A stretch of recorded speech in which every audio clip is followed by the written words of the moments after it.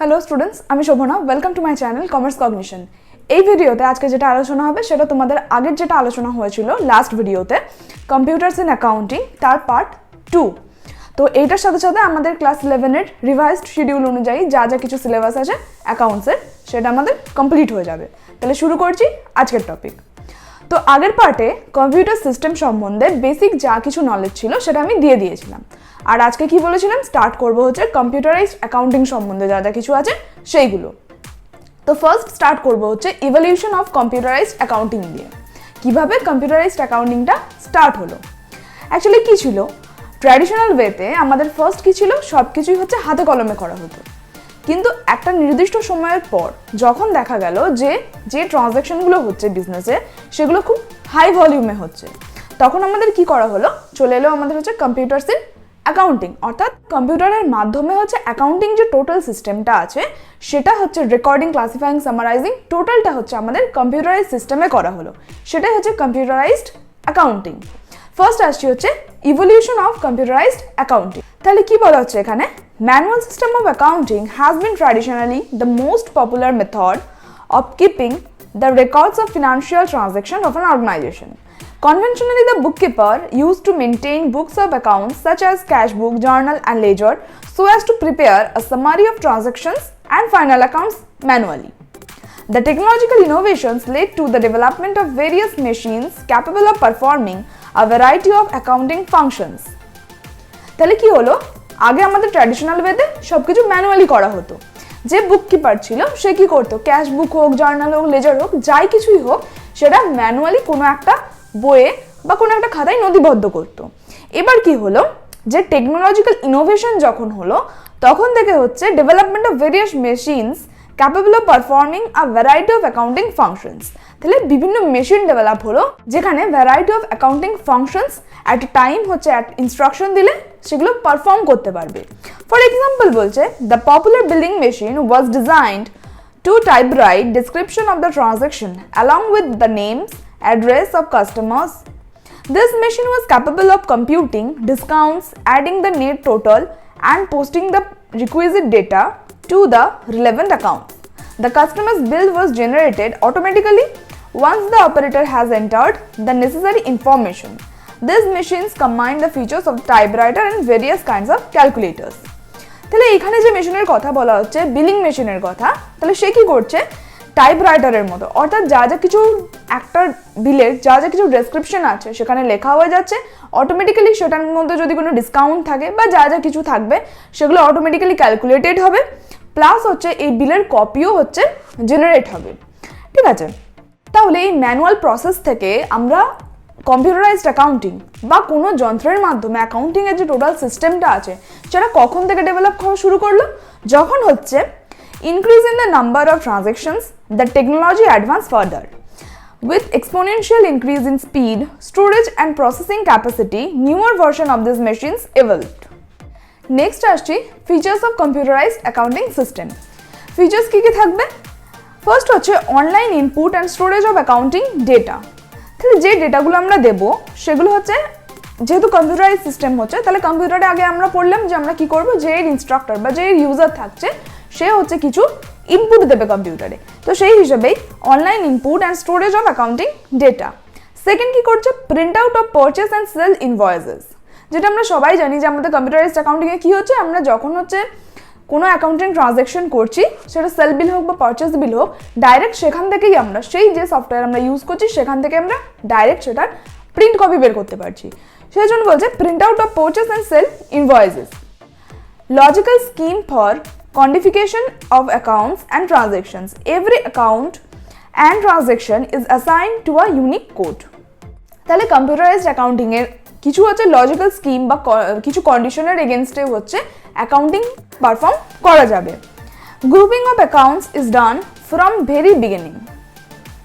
Grouping of accounts বলতে যে particular একটা লেজার যখন ক্রিয়েট করা হচ্ছে, অর্থাৎ ডেটার্স হোক, ক্রেডিটার্স হোক বা হচ্ছে আমাদের অ্যাসেট লায়াবিলিটিস হোক, এই যে গ্রুপিংগুলো, এটা কি করা হবে, যখন আমরা কম্পিউটারাইজড অ্যাকাউন্টিংয়ে যদি তোমরা কেউ দেখে থাকো তাহলে দেখবে যে একটা সামারির মধ্যে যখনই যা ট্রানজ্যাকশন হয় আলাদা আলাদা করে আমাদেরকে কোনো জায়গায় পুট করতে হয় না যে এটা অ্যাসেটের আন্ডারে আমাকে পুট করতে হবে, এটা হচ্ছে আমাকে লায়াবিলিটিস আন্ডারে পুট করতে হবে।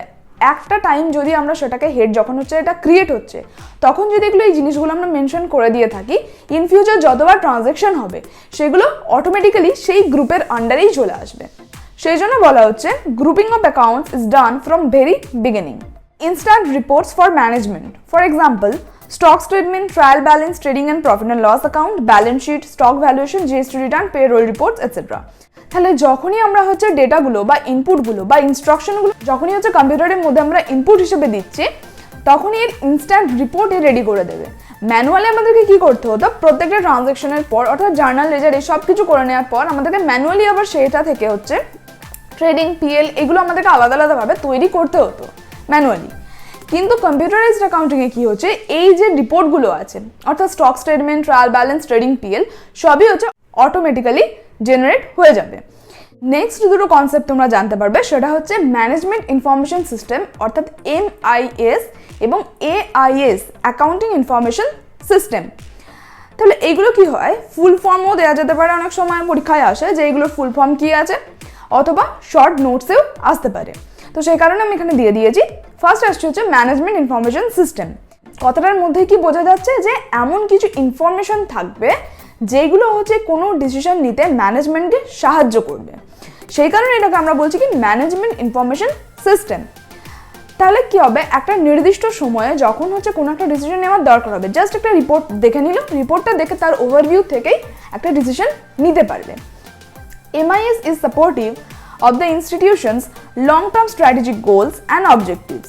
MIS is viewed and used at many levels by management, operational, tactical and strategic. তাহলে কী কী লেভেলে MIS কাজে লাগছে, সেটা হচ্ছে অপারেশনাল, ট্যাকটিক্যাল, স্ট্র্যাটেজিক।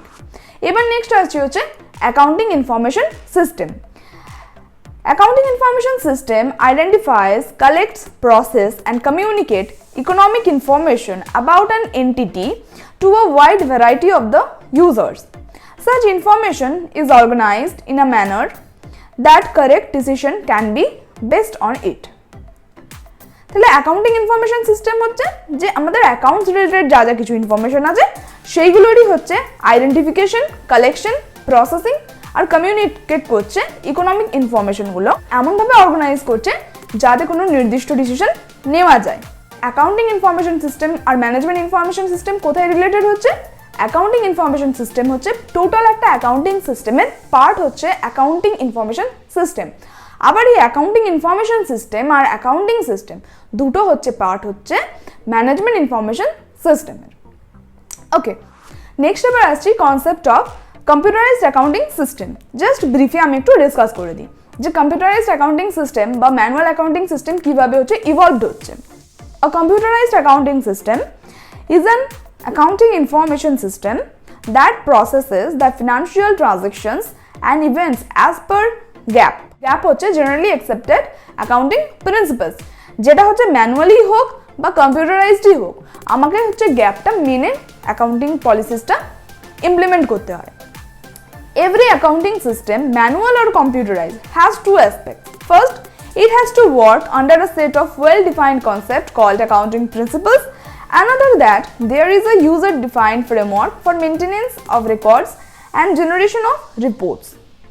তাহলে কি কারণে বললাম যে ম্যানুয়াল হোক বা কম্পিউটারাইজড হোক নির্দিষ্ট কিছু গাইডলাইন্স মেনেই করতে হবে, যেটা হচ্ছে গ্যাপের আন্ডারে যা যা আমাদের অ্যাকাউন্টিং পলিসিস আছে সেগুলো দুটো ক্ষেত্রেই আমাদেরকে মানতে হবে, প্লাস হচ্ছে দুটো ক্ষেত্রেই আমাদেরকে কি করতে হবে, maintenance of records and generation of reports. ম্যানুয়ালের ক্ষেত্রেও আমাদেরকে রিপোর্ট জেনারেট করতে হবে, কম্পিউটারাইজড অ্যাকাউন্টিংয়ের ক্ষেত্রেও করতে হবে। শুধু পার্থক্য কি, কম্পিউটারাইজড অ্যাকাউন্টিংয়ে আমাদের কাজটা অনেক সহজ, কারণ একবার ট্রানজাকশনগুলো আমরা যদি পুট করে দিই অটোমেটিক্যালি সেখান থেকে ট্রেডিং, পিএল, ব্যালেন্স শিট সব কিছু অটোমেটিক্যালি জেনারেট হয়ে যায়। ওকে, নেক্সট এবার আমরা চলে যাব comparison between manual and computerised accounting. First হচ্ছে আইডেন্টিফাইং। আইডেন্টিফিকেশন প্রসেসটা দুজনের ক্ষেত্রেই সেম, তার কারণ এর যে ইউজার থাকছে সেটা তো কমন, কারণ কোনো একজন ইউজার বা কোনো একজন ইন্ডিভিজুয়াল পারসন সেই তো কম্পিউটারাইজড অ্যাকাউন্টিং হোক বা ম্যানুয়াল অ্যাকাউন্টিং হোক দুটোতেই তাকে ফার্স্ট আইডেন্টিফাই করতে হয় যে এটা আমার ট্রানজাকশন হচ্ছে কিনা অ্যাজ পার অ্যাকাউন্টিং পলিসিস কি হচ্ছে না। তো সেই হিসেবে এই আইডেন্টিফিকেশন প্রসেসটা দুজনের ক্ষেত্রেই সেম।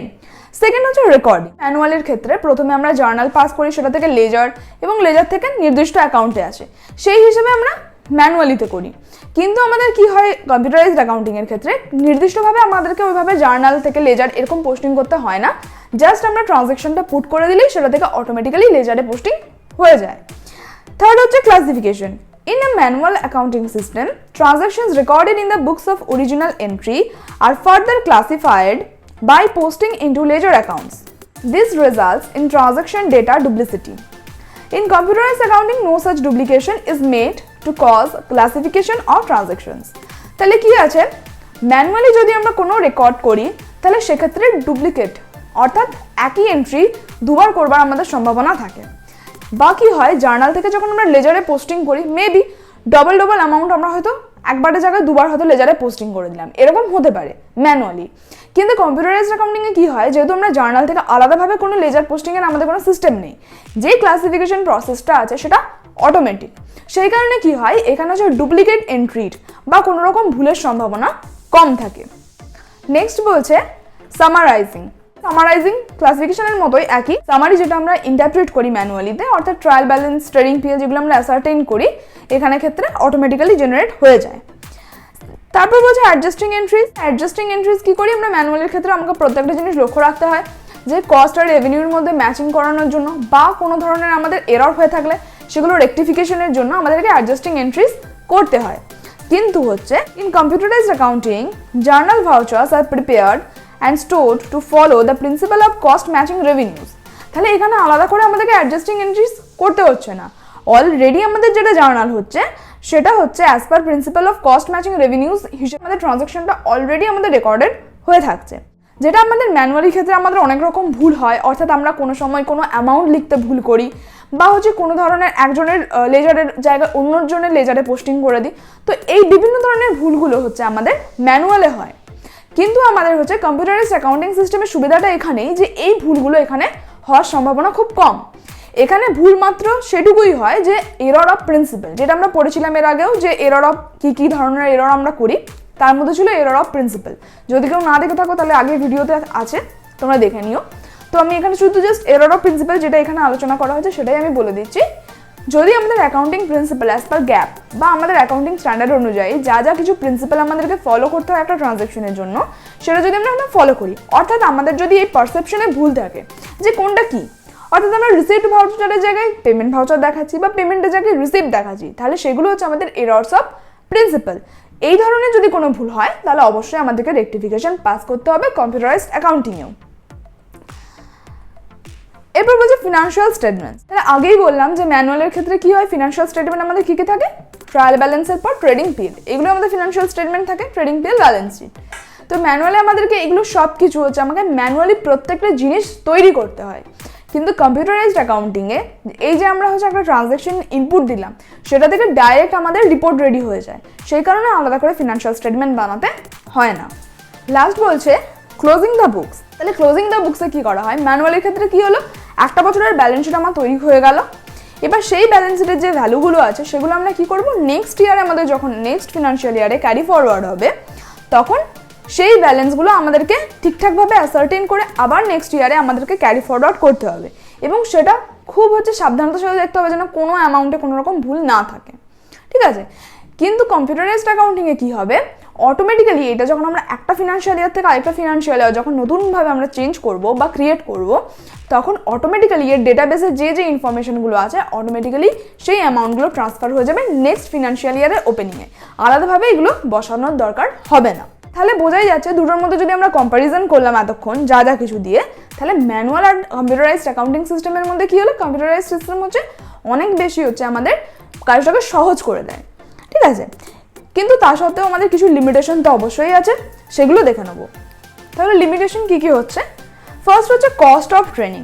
তাহলে যখন আমাদের ম্যানুয়ালের জায়গায় যদি আমরা কম্পিউটারাইজড অ্যাকাউন্টিং করি, কীভাবে আমরা ট্রানজ্যাকশনগুলো করবো সেই সম্বন্ধে যে স্টাফ থাকবে তার নলেজ থাকতে হবে, অর্থাৎ বেসিক্যালি তাকে কিছু কোনো কোর্স বা হচ্ছে কোনো ট্রেনিং তাকে নিতে হবে। তাহলে এই কস্ট অফ ট্রেনিং ইনকার্ড হচ্ছে just for computerised accounting system.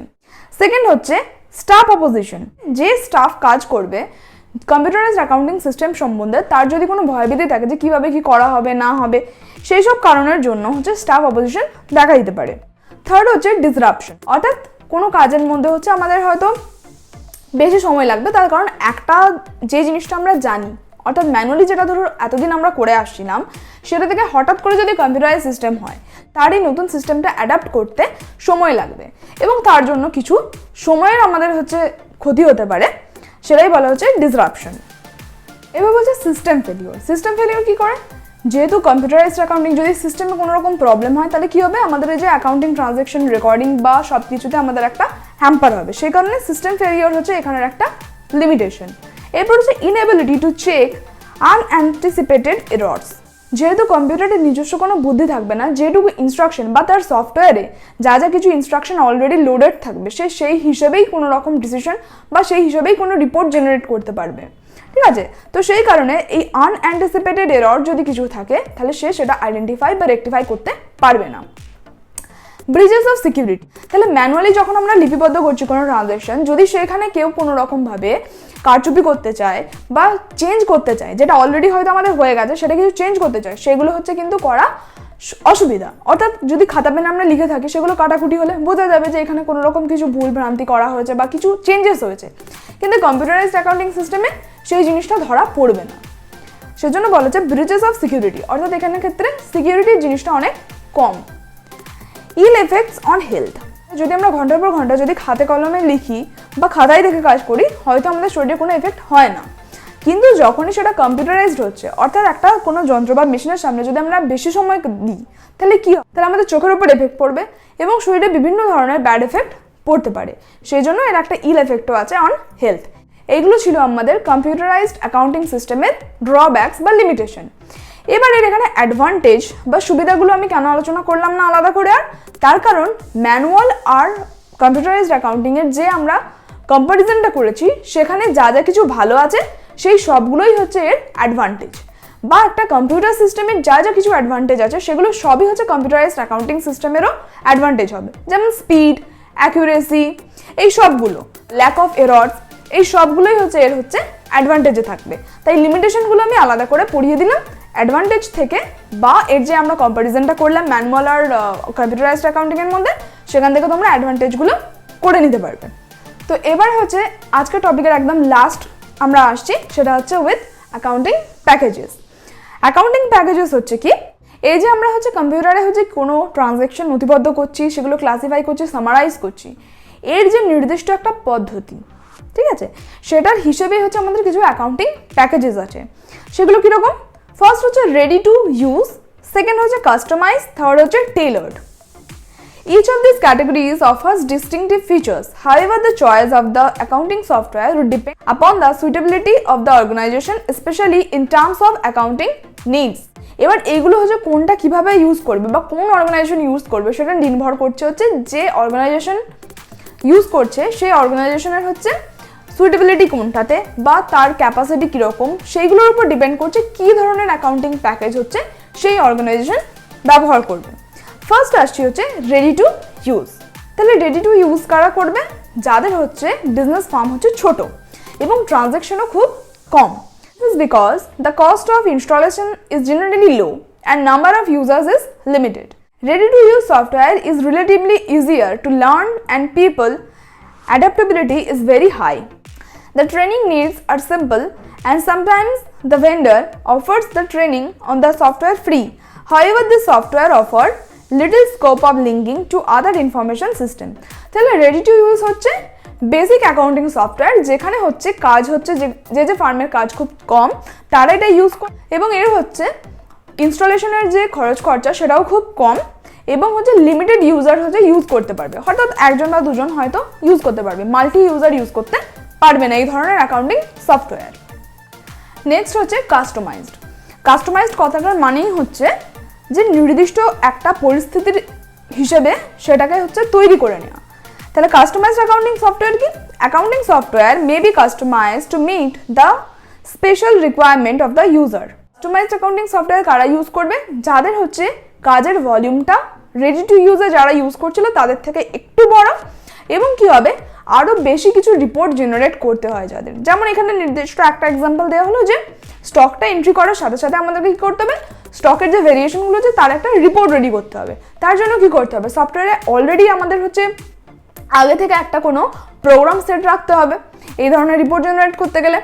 তো সেটাই হচ্ছে কাস্টমাইজ, অর্থাৎ অ্যাজ পার ইউজারের চাহিদা, অর্থাৎ সে কীরকম কী চাইছে সেই হিসেবে যদি কোনো সফটওয়্যার ডিজাইন করা হয় সেটা হচ্ছে customised. Customized software is suited for large and medium business and can be linked to the other information system. যেটা আমাদের ডেলি টু ইউজের ক্ষেত্রে আমাদের কি ছিল লিমিটেশন, যে সব রকম ইনফরমেশন সিস্টেমের সাথে লিঙ্ক হচ্ছিল না, কিন্তু কাস্টমাইজের ক্ষেত্রে কিছু কিছু ইনফরমেশন সিস্টেমের সাথে লিঙ্ক করা যাবে। তো এই বিভিন্ন ধরনের টাস্ক পারফর্ম যাতে করা যায় ওই সফটওয়্যারের মাধ্যমে, অর্থাৎ কতজন এটা ইউজ করতে পারবে অ্যাট এ টাইম, তার যে নাম্বারটা সেটা বাড়ানো কমানো করা যেতে পারে বা কোনো ধরনের মডিফিকেশন করা যাবে সফটওয়্যারের মধ্যে, সেই জন্য এটা কাস্টমাইজড। লাস্ট আসি হচ্ছে টেইলার্ড। টেইলার্ডে কি বলা হচ্ছে, the accounting software is generally tailored in large business organisations with multi users and geographically scattered locations. তাহলে টেইলার্ডের ক্ষেত্রে কি হলো, অ্যাকাউন্টিং সফটওয়্যারটা আরও বেশি হচ্ছে ভাস্ট এবং ইউজার হচ্ছে অনেক বেশি, অর্থাৎ লার্জ কোম্পানিরা যারা হচ্ছে বিভিন্ন স্টেটে বা বিভিন্ন জায়গায় যাদের হচ্ছে বিভিন্ন ব্রাঞ্চেস রয়েছে, তারা হচ্ছে এই ধরনের অ্যাকাউন্টিং সফটওয়্যার ইউজ করবে, যাতে হচ্ছে সেম একটা সফটওয়্যারের মধ্যে যতগুলো ব্রাঞ্চে যতজন কাজ করছে সবাই যাতে কমিউনিকেট করতে পারে। সেই জন্য বলা হচ্ছে যে এটা হচ্ছে লার্জ বিজনেস অর্গানাইজেশনরা করবে with multi user and geographically scattered locations. This software requires specialized training to the users. The tailored software is designed to meet the specific requirements of the users and form an important part of the organizational MIS. তাহলে তিনটে packages just একবার review দিয়ে দিই। First হচ্ছে ready to use, যেখানে হচ্ছে small business farms যারা ছিল তারা ইউজ করছিল, একটা অ্যাকাউন্টিং সফটওয়্যার অলরেডি তৈরি হয়ে আছে সেটাই ইনস্টল করে নিয়ে ইউজ করছিল। কাস্টমাইজডে কি করলো, যে অ্যাকাউন্টিং সফটওয়্যারটা আছে তাতে ভেন্ডারকে আরও কিছু টাকা বেশি প্রোভাইড করে তাতে আরও কিছু মডিফিকেশন অ্যালাউ করালো, সেটা হচ্ছে কাস্টমাইজডে। আর টেইলার্ডে কি করা হলো, বড় যে বিজনেস ফার্মরা আছে বা জিওগ্রাফিক্যালি অন্য জায়গায়, অর্থাৎ একটা রাজ্যের বিভিন্ন জায়গায় বা দেশের বিভিন্ন জায়গায় যারা রয়েছে সেম অ্যাকাউন্টিং প্যাকেজে যাতে কাজ করতে পারে, সেই কারণে কি করা হলো, টেইলার্ড অ্যাকাউন্টিং প্যাকেজেস ইউজ করা হলো, যেখানে হচ্ছে ইউজার থাকবে মাল্টিপল, আর এখানের জন্য কি করা হবে, স্পেশালাইজ ট্রেনিং থাকবে ইউজারদের জন্য। এই হচ্ছে তিনটের মধ্যে বেসিক ডিফারেন্স। সো স্টুডেন্টস, আশা করি আজকে যেটা আলোচনা করলাম তোমরা বুঝতে পারবে। যদি কোনো রকম কোনো কোয়ারিজ থাকে অবশ্যই আমাকে নিচে কমেন্ট করো, এবং তোমাদের যেহেতু এক্সাম এগিয়ে আসছে তাই তোমরা কী ধরনের ভিডিও পেতে চাইছো, এবং কারো যদি পার্টিকুলার কোনো টপিকে সমস্যা থাকে বা এই যতগুলো চ্যাপ্টার আমরা কভার করে ফেলেছি তার মধ্যে যদি কোনো প্রবলেম থাকে তাহলে অবশ্যই আমাকে জানাও, তাহলে সেটা আবার রিভিশন আমি করিয়ে দেবো। এই ভিডিওটি ভালো লাগলে অবশ্যই লাইক করো, বন্ধুদের সাথে শেয়ার করো। যদি এখনো অবধি আমার চ্যানেলটি সাবস্ক্রাইব না করে থাকো তাহলে সাবস্ক্রাইব করো এবং বেল আইকনটি প্রেস করো লেটেস্ট আপডেটগুলো পাওয়ার জন্য। দেখা হবে পরের ভিডিওতে। Thank you.